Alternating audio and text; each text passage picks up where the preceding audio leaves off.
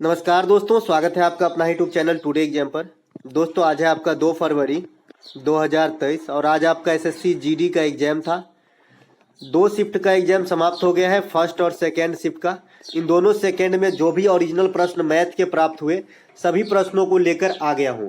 दोस्तों बहुत सारे बच्चे टेलीग्राम पे कमेंट किए हुए हैं कि क्या मैथ का लेवल इनहेंस हो रहा है, यानी इंक्रीज हो रहा है, बढ़ रहा है। तो मैंने उनसे कहना है कि भाई अगर आप मैथ बनाना जानते हो, अगर आपको तरीके पता है तो आपको कोई भी दिक्कत नहीं होने वाला है। हाँ, इक्का दुक्का टॉपिक नया ऐड किया गया है और साथ में 1-2 क्वेश्चन ऐसे हैं जिसे कैलकुलेटिव बनाया गया है, टाइम टेकिंग।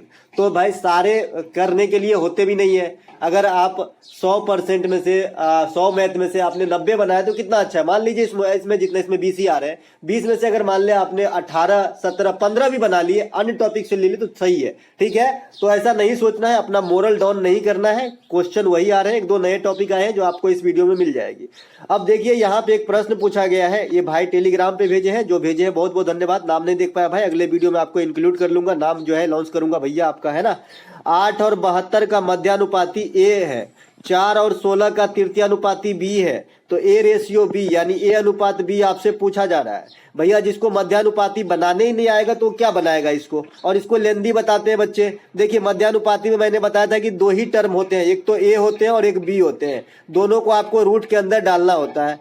8 गुने 72 हम कर लिए तो इसका बाहर कितना निकलेगा, 72 दूनी की 144, 12 बचेगा 4, 4 का निकलेगा 2, यानी 24 निकल जाएगा आपको बाहर। करके देखिएगा, मैंने देख रहा हूँ कि 72, 8 में से 2 निकाल लूंगा, 72 दूनी की 144, 144 का होता है 12 और 8 में बचेगा 4, 4 का निकलेगा 2, तो 12 दूनी की 24। तृतीयानुपाती का क्या होता है भाई कि जो दूसरे स्थान पे लिखा हो यानी बी के स्थान पे उसका स्क्वायर करते हैं, यानी 2 बार लिखते हैं और पहले वाले से भाग देते हैं 4 से। इसको 4 से काटेंगे तो 4 से कटेगा, 16 चौका के 64 जो हो गया तृतीयानुपाती हो गया। तो रेशियो क्या निकला, 24:64। 8 रीक के 24, 8 के 64, 3:8 आंसर होगा भैया। जिन्होंने भी पोस्ट की हो 3:8 जो है आंसर है। अगर आपने बना लिया है तो बहुत अच्छी बात है, ठीक है। चलते हैं आगे।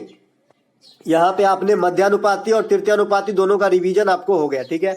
इसके अलावा एक प्रश्न पूछा गया 10, 15, 10 और 20 का समतुल्य छूट क्या होगा। मैंने आपसे कहा था समतुल्य छूट जब भी पूछे x + y - xy% पे आपको फोकस करना है, ठीक है। तो x और प्लस y तो मन में ही आप जोड़ सकते हैं। सिर्फ ये देखिए गुना करके 100 से भाग देने पर कितना हो जाता है वो, ठीक है। तो देखिए पहले 2 का करेंगे और जो रिजल्ट आएगा वो तीसरे के साथ फिर ऑपरेशन करेंगे। तो पहले 15 और 10 का करते हैं, तो 15 + 10 - 15 गुने 10/100। इसका रिजल्ट क्या आ गया मेरे भाई, 5 तिहाई के 15, 5 दूनी की 10, ये हो जाएगा आपका 1.5 और 15, 10, 25, 25 में से घटेगा 1.5, तो 25 में से 1.5 घटेगा तो 23.5 बचेगा। अब ये इन दोनों का एक एकल आ गया 23.5। अब इस 23.5 के साथ इस 20 का रिलेशन लगाना है ना, शादी कराना है दोनों का, 23.5 और 20 का। तो 23.5 + 20 - 20 गुने 23.5 बटा 100, वही चीज जो पहले किए थे जी, ठीक है। तो ये 20 से ये कट जाएगा आपको 5 मरतबे, है ना। नीचे अगर मैं 10 रख लूं तो इसको 235 मान लेता हूं, तो ये 5 से काट डालेंगे, 5 चौका 20 और 3 पर 5 35, तो 5 7 का 35। 47/10 करने का मतलब है जी 4.7। ये पूरा का रिजल्ट आ गया जी आपका 4.7, ठीक है। अब 23 और 20, 43.5 में से 4.7 घटाना है, 43.5 में से 4.7 घटाना है, तो कितना हो जाएगा जी। अगर 4 घटाते तो 39 होता। देखिए घटा के देख लीजिए, 0 में से 0 गया तो 0 हो जाएगा। अब 15 में से 7 गया तो 8 हो जाएगा, ये हो जाएगा 2। अब 12 में से जो 4 गया तो 8 हो जाएगा और ये 3 हो जाएगा। 38.8 जो है आपका आंसर आने वाला है, ठीक है। x + y - xy/100। इसके अलावा एक प्रश्न पूछा गया लल्लू सा, मूलधन 1000, दर 12%, 3 माह ब्याज। इसमें बोल रहा है तो लड़का कुछ और है लेकिन मुझे याद नहीं है, लेकिन इतना डाटा बताया इन्होंने। 1000 रुपया का 12% दर पे 3 माह का ब्याज क्या होगा। देखिए ये साधारण ब्याज है। साधारण ब्याज में हमने क्या बताया था कि जो टाइम होता है और जो रेट होता है दोनों का गुणज निकालना पड़ता है, किसका, मूलधन का प्रतिशत। इतना प्रतिशत अगर मूलधन का आप निकाल दो टाइम गुने रेट का तो आपका साधारण ब्याज निकल जाती है, यही बताया था। यहाँ पे समय आपका 1 वर्ष भी नहीं है, समय कितना है 1/4 है। समय कितना है 1/4 वर्ष है। कैसे भाई, 12 महीने का एक वर्ष, तो 3 से भाग दे दिया तो सॉरी हाँ 12 महीने तो क्या हो गया 12/3 ही होगा ना, है ना। तो 3/12 होगा। एक सेकेंड जी, उल्टा हो गया भाई 3/12 हो गया, तो मतलब 1/4 वर्ष हो गया आपका। ठीक है, 1/4 वर्ष, और आपका रेट कितना है 12%। तो 12 गुने 1/4 कर लेंगे, निकलेगा रिजल्ट 3%। अब 3% मैं 1,000 का निकाल दूंगा, यानी 30 रुपया जो है हमारा ब्याज हो जाएगा। आशा करते हैं कि समझ में आया। देखिए, मूल साधारण ब्याज जो होता है रेट गुने टाइम का मूलधन का प्रतिशत होता है।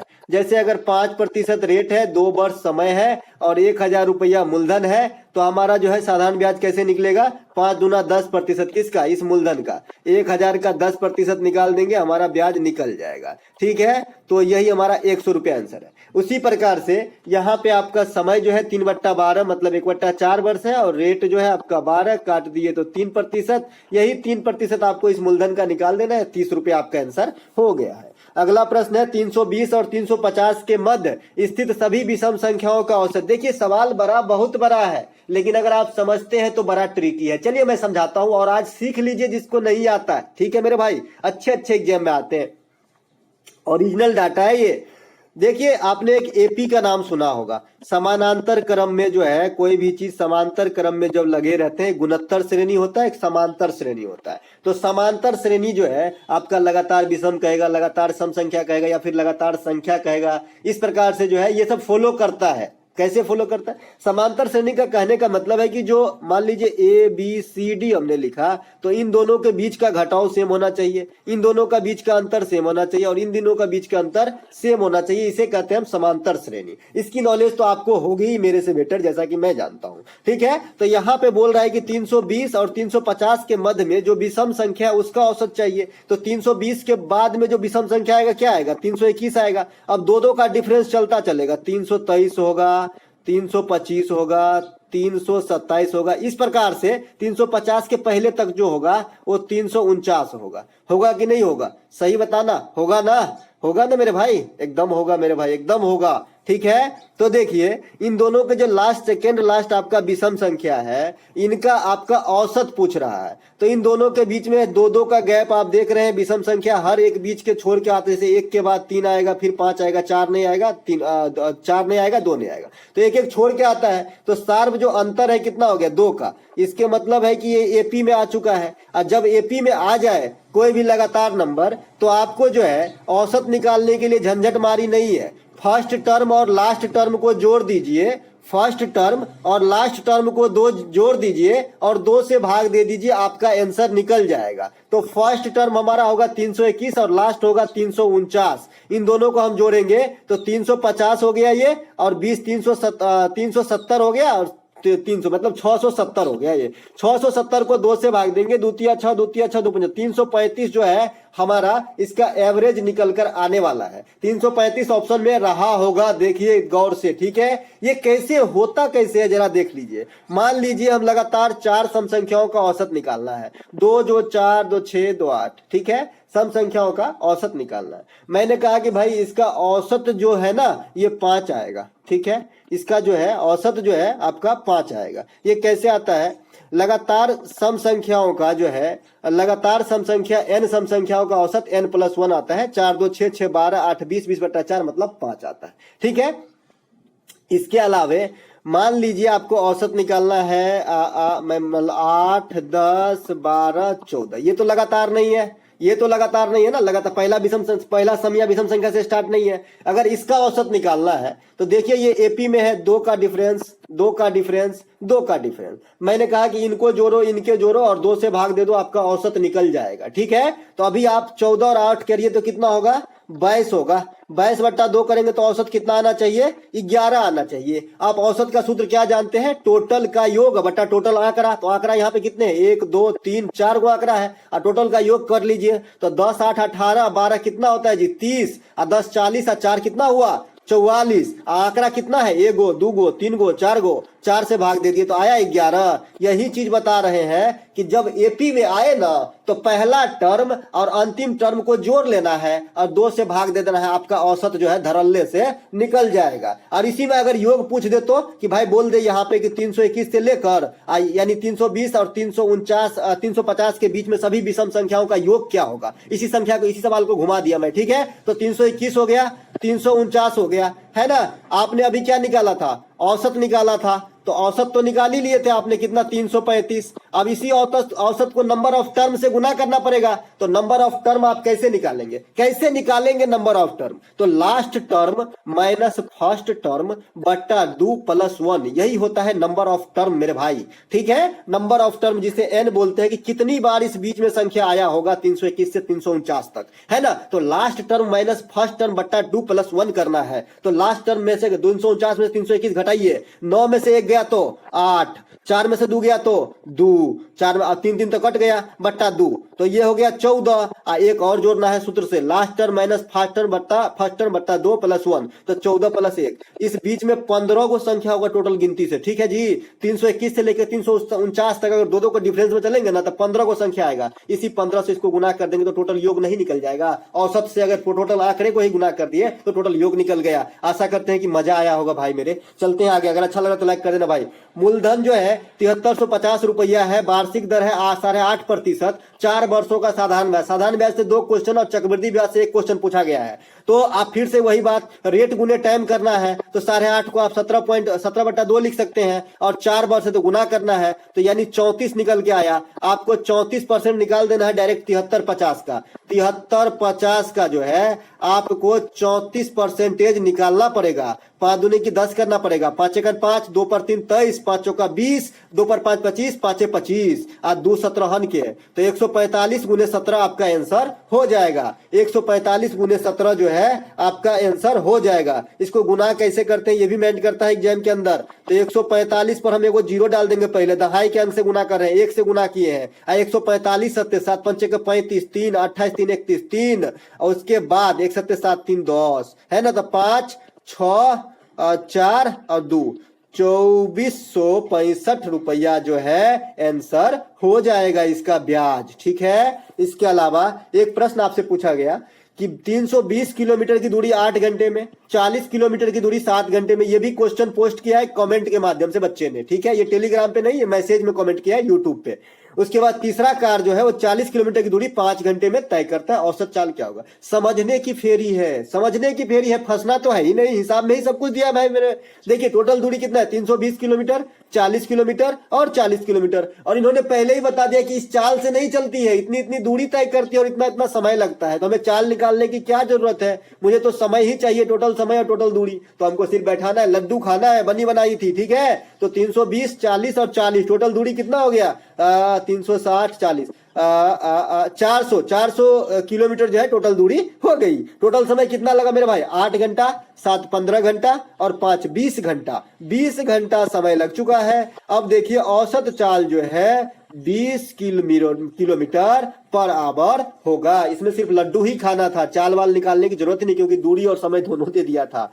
अगला प्रश्न, राम एक काम 20 दिनों में और श्याम 35 दिनों में, यदि दोनों एकांतर दिन में काम करते हैं। परसों या कल के वीडियो में बताया जी एकांतर काम वाला कैसे बनाना है, चलिए फिर बताते हैं, ठीक है। 20 और 35 का एलसीएम कितना होगा, कोई बताएगा 20 और 35 का, तो 4 पंचे 20, 5 सत्ते के 35, 5 इधर आ गया और 7 चौका के 28, अब तो नहीं कटेगा तो 28 पंचे जो है हमारा एलसीएम आ गया। 20 से कटेंगे तो 7 आएगा हमारा एफिशिएंसी, और 35 से करेंगे तो 7 पंचे के 35 तो 4 आएगा। एक दिन में कितना काम होगा मेरे भाई, 2 दिन में, माफ कीजिएगा 2 दिन में कितना काम होगा, 11 काम, क्योंकि काम एकांतर दिन में हो रहा है। यही समझाने का प्रयत्न किया था कि जब एकांतर शब्द यहाँ पे नहीं लिखा होता तो ये एक दिन का काम होता 11, लेकिन एकांतर शब्द लिख के जो है यहाँ पे हमें बहलाया है और ये दो दिन का काम है, 11 आया है, ठीक है। तो 2 दिन का काम 11, तो हमें टोटल काम कितना करना है मेरे भाई, 28 गुने 5, तो 28 गुने 5 बट्टा 11 काम जो है हमको कर लेना है। 28 गुने 5 बट्टा 11 काम जो है लगेगा हमको, और इस 11 काम हम 2 दिन में करते हैं तो एक काम हम कितने दिन में करेंगे? 11/2, 11/2 दिन में, और इसी को भाग दे देना है 28 गुने 5/1 गुने 2/11। इस प्रकार का आंसर आने वाला है मेरे बंधु, ठीक है, ध्यान रहे। क्योंकि भाई ये 2 दिन का काम है ना 11, अगर सिंगल दिन का काम होता तो 11 से ही भाग दे देते, लेकिन ये तो 2 दिन में होती है, तो 11/2 मतलब 1 दिन में होगा। 1 दिन से भाग दे दिए टोटल काम में, तो टोटल दिन निकल गया, है ना। चलते हैं आगे। अगला प्रश्न हमारा, अर्धगोला का संपूर्ण पृष्ठ का क्षेत्रफल क्या होगा यदि त्रिज्या 12 सेंटीमीटर है? देखिए जो ये आपका अर्धगोला इस प्रकार का कटोरी होता है, इसमें जो है संपूर्ण पृष्ठ की भी फैसिलिटी है और वक्र पृष्ठ की भी फैसिलिटी है, ठीक है। अर्धगोला के अंदर खाली तो वक्र पृष्ठ का होता है 2πr² और संपूर्ण पृष्ठ का होता है 3πr²। लेकिन अगर खाली गोला रहे तो गोला के अंदर खाली एक क्षेत्रफल होता है 4πr², ये समझिएगा, ठीक है। गोला में कभी 3πr² नहीं लगा देना, न तो 2πr² लगाना, ठीक है, ध्यान रहे।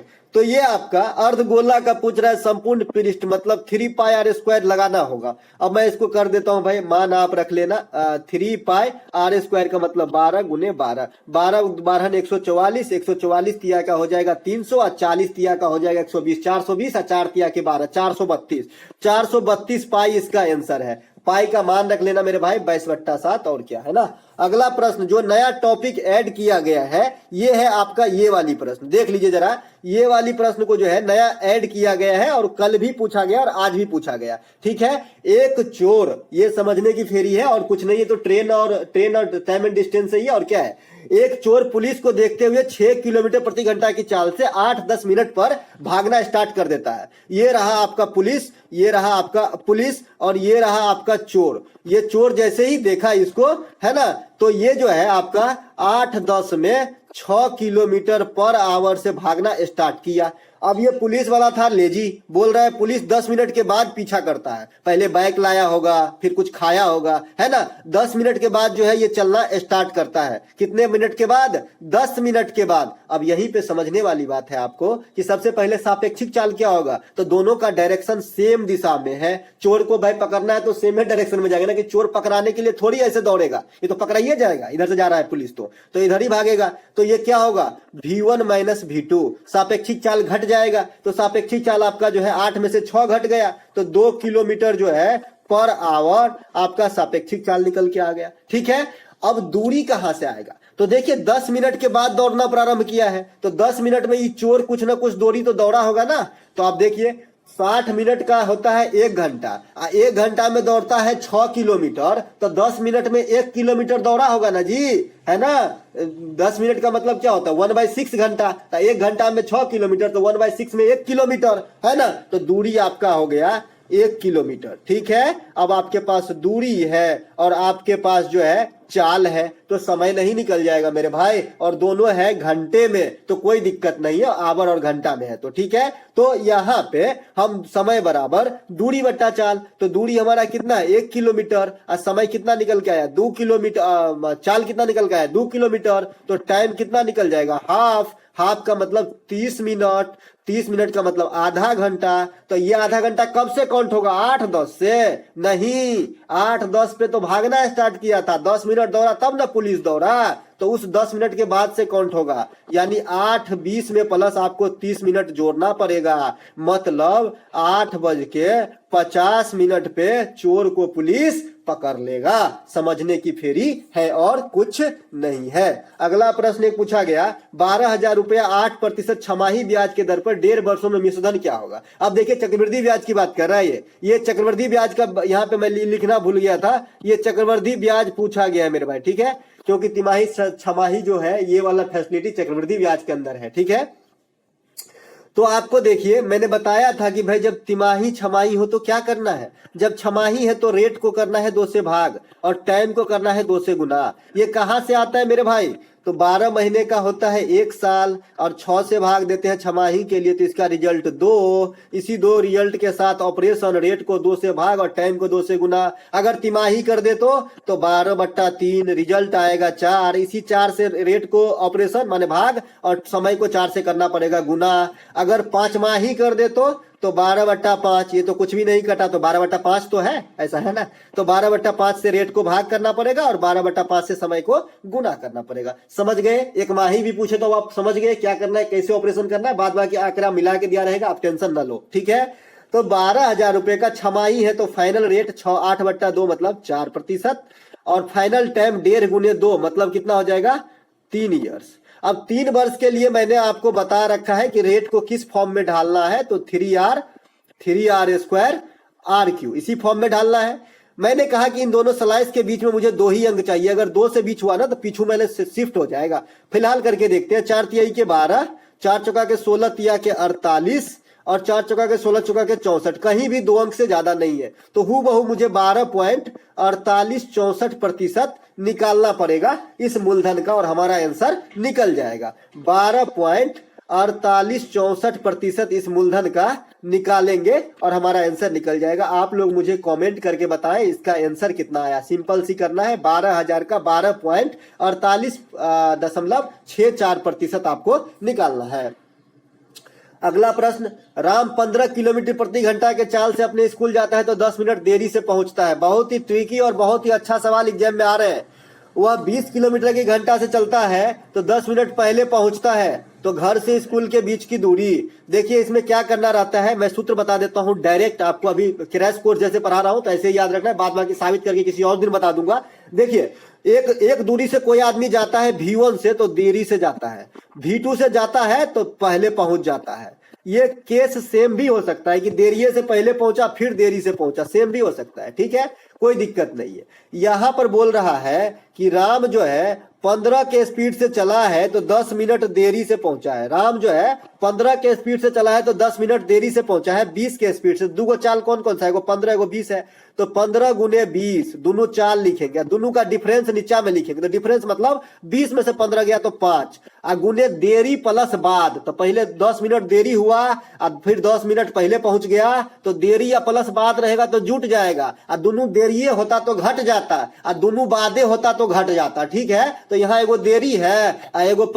मतलब पहले है, तो दोनों जुट गया, तो 10 और 10 20। ये चूंकि मिनट में है और यहाँ आपको घंटा में है, तो मिनट को घंटा में बदलने के लिए 60 से भाग देना पड़ता है। बस इसी सूत्र में आप दूरी का जो है निकाल लिए। एक बार मेरे साथ बोलेंगे, छोटा चाल गुने बड़ा चाल। जब भी दो आदमी दो अलग अलग चाल से चले, एक बार देरी से पहुंचे, एक बार पहले पहुंच जाए, या फिर दोनों बार देरी से पहुंच जाए, या दोनों बार पहले ही पहुंच जाए, तो उस दोनों दूरी के बीच का दूरी जो निकालने का सूत्र है, ये है आपका ट्रिक कि छोटका चाल गुने बड़का चाल, यानी 15 चाल गुने 20, और दोनों बट्टा का डिफरेंस मतलब 5, और गुने पहले अब देरी। अगर दो बार दोनों विपरीत है, एक बार पहले पहुंच गया, एक बार देरी से पहुंचा, तो दोनों जुट जाता है। अगर दोनों खाली देरी होता तो घट जाता, 10 में 10 तो 0 हो जाता, ठीक है। और ऐसा कभी होगा नहीं, क्योंकि चाल वगैरह तो 0 में होती नहीं है, तो 0 से कोई गुना कर तो 0 ना हो जाएगा जी, तो 0 तो इसमें इस सवाल में तो खैर कतई नहीं होगा, ठीक है। और दोनों बार अगर पहले ही पहुंच जाए तो भी घटाना है, दोनों बार देरी से पहुंचे तो भी घटाना है, दोनों एक दूसरे के प्लस माइनस रहे कि एक बार पहले एक बार देरी पहुंचे तो आपको जोड़ देना है। तो 10 और 10 20 जोड़ दिए, चूंकि ये मिनट में है, घंटा बनाने के लिए 60 से भाग दे दिए, यही हमारा जो है इतना किलोमीटर दूरी निकल जाएगा। इसको हम काट सकते हैं, 20 तिहाई के 60 काट सकते हैं, 5 तिहाई के 15 काट सकते हैं, 3 से 3 कट जाएगा। 20 किलोमीटर की दूरी है उसके घर से स्कूल के बीच की, ठीक है।